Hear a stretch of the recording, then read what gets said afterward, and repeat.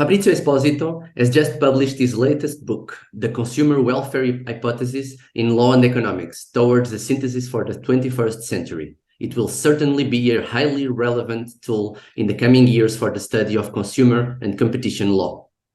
With this monograph, Fabrizio shows how to change the mainstream research paradigm at the intersect between law and economics by taking the consumer interest as core value in market regulation. It is a pleasure and an honor for me to be here talking to you. Fabrizio, many congratulations on the book. Can you explain the cover to me? A scale, a crown, and a triangle. Why? Thank you, Professor Jorge Morais Carvalho, for having me and giving this opportunity. My idea was to summarize the book. So the scale represents the law and it tips in favor of the crown. The crown represents the idea of consumer sovereignty, the idea of consumer welfare. It is opposed to the triangle, which represents what is wrong with a monopoly for mainstream economics, namely that society is poor as a whole, that total welfare is reduced. So the cover says that the evidence about the law supports the consumer welfare hypothesis more than the total welfare hypothesis. And what is the consumer welfare hypothesis?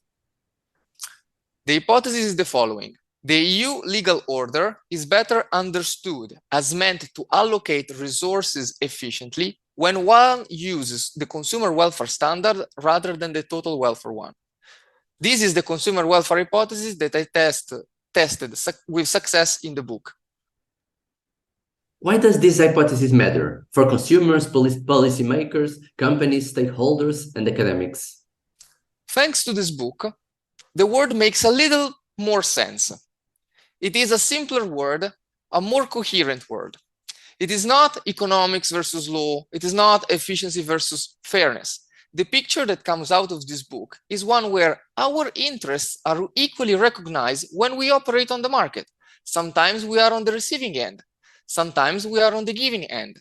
Simplicity and clarity of purpose make policy evaluation and enforcement easier.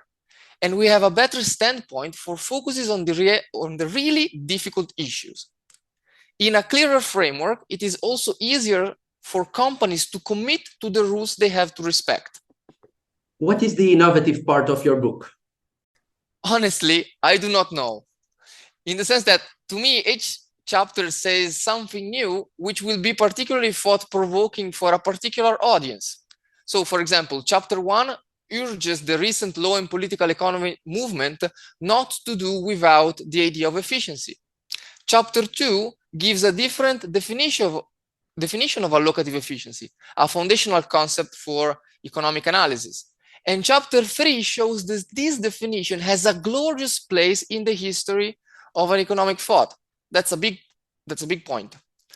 Chapter 4 proposes a new way to analyze legal materials. And chapter 5 shows that consumer welfare is a core feature of EU antitrust law since the beginning, not a recent political decision as it is often portrayed.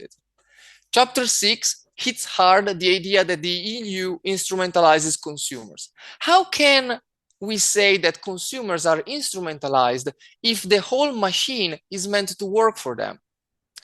The one thing I am particularly proud of is how I put all the bits and pieces from various disciplines together to create a simple, but I believe a compelling account of the legal and economic foundations of the EU internal market, which are summarized in the conclusions.